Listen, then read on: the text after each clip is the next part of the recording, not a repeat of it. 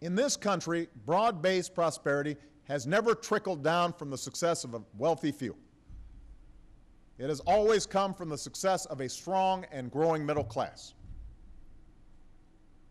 That's how a generation who went to college on the GI Bill, including my grandfather, helped build the most prosperous economy the world has ever known.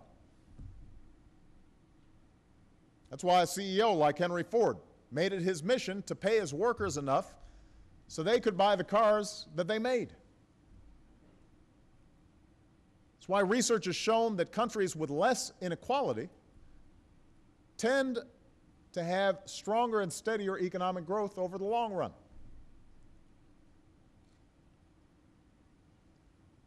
And yet, for much of the last century, we have been having the same argument with folks who keep peddling some version of trickle-down economics. They keep telling us that if we convert more of our investments in education and research and healthcare into tax cuts, especially for the wealthy,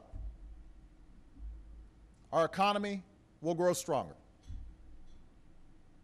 They keep telling us that if we just strip away more regulations and let businesses pollute more and treat workers and consumers with impunity, that somehow we'd all be better off. We're told that when the wealthy become even wealthier and corporations are allowed to maximize their profits by whatever means necessary, it's good for America, and that their success will automatically translate into more jobs and prosperity for everybody else. That's the theory. Now, the problem for advocates of this theory is that we've tried their approach on a massive scale. The results of their experiment are there for all to see.